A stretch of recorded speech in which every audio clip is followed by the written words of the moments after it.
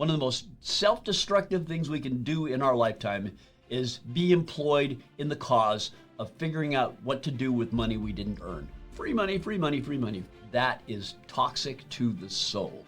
Instead of just giving them the money, we can, with our own genius, our own labor, our own effort, our own ideas, our own work, go out and create new wealth and a family that will thrive for generations to come.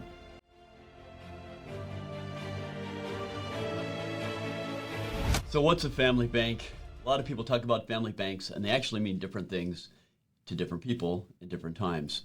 In fact, if you hear about the family bank strategy, that's a way of using life insurance to create multi-generational wealth and to get certain tax advantages of tax-free growth of cash value inside of a life insurance policy. That's an awesome thing, which I use personally, and we've seen a lot of our clients use very much to their benefit. But there's a family bank entity. Now, this is not a particular type of entity. It might be a trust, it might be an LLC, it might be a limited partnership. It'll almost never be a corporation. So one of those, and it has a certain function. When properly structured, a family bank will be an entity that protects the cash and the value that it holds from hostile third parties. Think of a bank vault. You put your money and your coins inside the bank vault and you lock it. And in theory, absent some dynamite, the robbers can't get in the vault and steal the money.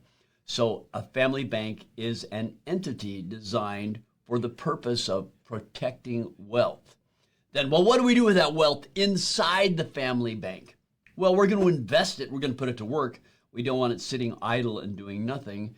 And so a family bank structure may own portfolio assets, it may own rental properties, it may own other business entities, and all of those things are putting the money to work so that the money is growing and getting a return on investment and the value increases over time, which is what a prudent investor would do with their money. But think about how it's then deployed in a family. Often we think of a trust or estate planning as a way of getting money from the dead people. Grandma and grandpa passed away, now I get a piece of their money. And that's often how they function, but that's not always optimal. That's not always what's best, either for the people or for the money. A family bank can become a privately held institution that provides bank-like benefits for the family members. Now, it's not technically a bank, because banks have very specific regulatory and legal requirements that they have to meet. It's not a formal bank as that term is defined by the law, but it is a bundle of financial assets that are available to do bank-like things. So let's talk about what are some of those bank-like things that a family bank entity might do. And one is it may loan money to the family members. So as an example, when there's an inheritance on the table, instead of giving them the money, which has some consequences that may not always be what you want it to be, instead of just giving them the money, they can get loans from the family bank. And those loans can be secured by other assets. So, for example, a family bank entity can finance the purchase of a home by a beneficiary. So the beneficiary buys their home, and like most of us, when we buy a home, we don't just have enough cash to drop and buy the home. Most people don't. So where do we get the cash? We borrow it. We borrow it from where? A bank. Well, what if the lender was your family bank?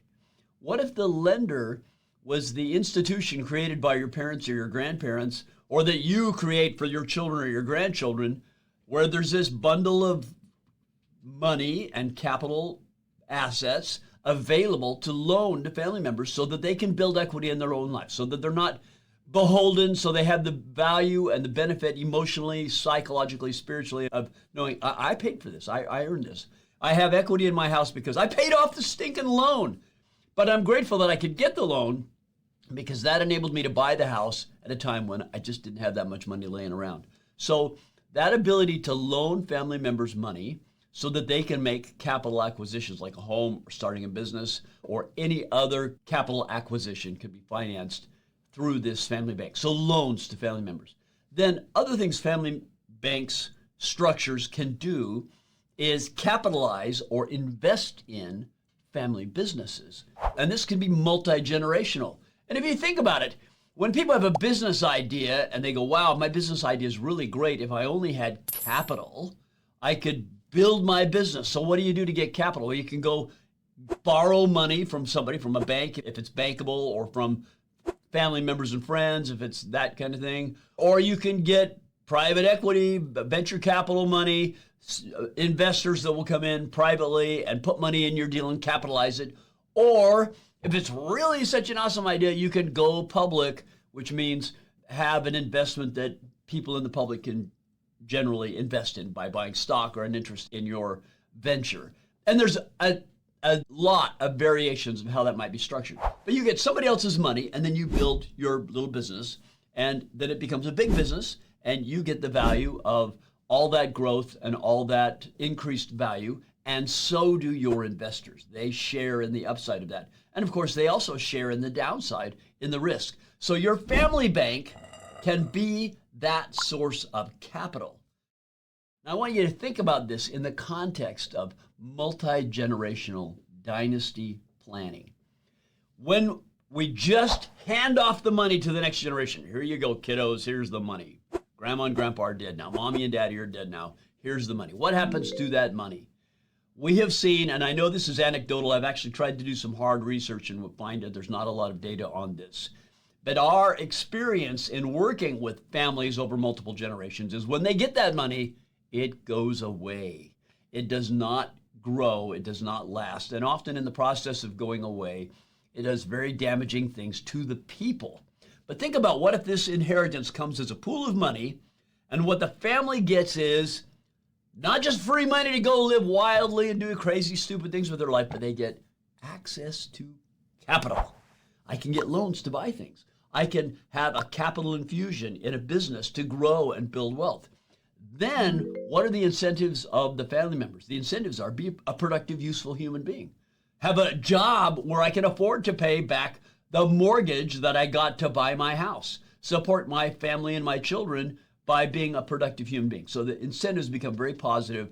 People become more self-reliant and more independent and not living life on an inheritance that they received. Recently, we had a client situation where I'm talking with a family, and there's 4 generations.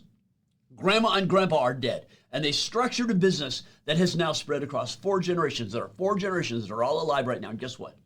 They're all dependent upon the stream of money coming out of that it's a big business, very valuable, and it gives them money. And so you know what? A lot of them don't work because they don't have to. So they're not productive, they're not self-reliant, they're not independent, they don't bother to go to school, they don't bother to go to church, they don't do hardly anything useful with their life. And those in the family that do try to be productive are alarmed. They're concerned at what is this doing to our family multi-generationally. Consider, though, an alternative. Consider a family bank structure. And again, this could be a trust. It can be a trust in combination with some business entities, which is very likely to be the case, to get secured loans and to capitalize business ventures, and doesn't just hand out free money. Oh, here you go, free money because you're my descendant. Free money, free money, free money. Free money is bad money. Free money is a canker to the soul. It destroys your spirit. Don't take it. If you're offered free money, say no. But on the other hand, this is actually a kind of an amalgamation of multiple clients. So it's more than one person, and the details have changed to protect their privacy. But I have a client situation where a very wealthy client did some estate planning, and there was a trust that had hundreds of millions of dollars.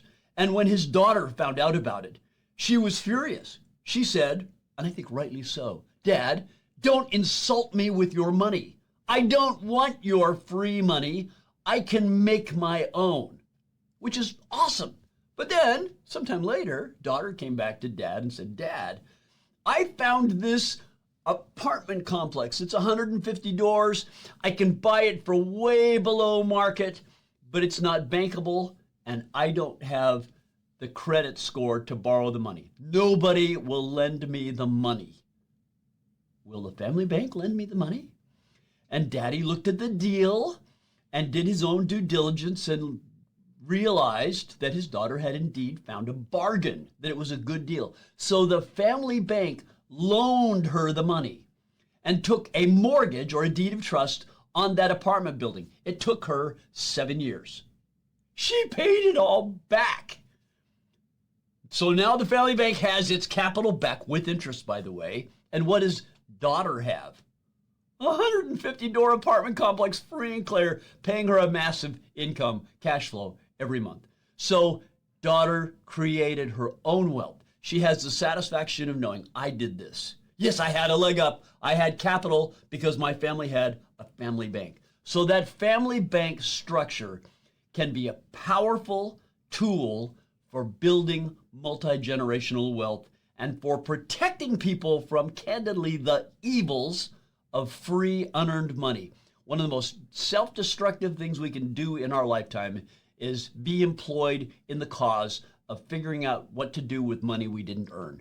That is toxic to the soul. On the other hand, having access to capital so we can, with our own genius, our own labor, our own effort, our own ideas, our own work, go out and create new wealth because we have access to capital, that is a people and a community and a family that will thrive for generations to come. That's a family bank. That's how we use it. So we would love to hear your thoughts about the family bank. We invite you to check out our videos on YouTube, to go to our website at durfeelawgroup.com. Our firm is helping clients establish family banks. We are taking on new clients. We are busy. So if you want to get in the queue, click below. Let us know that you're interested and we'll get with you as soon as we can.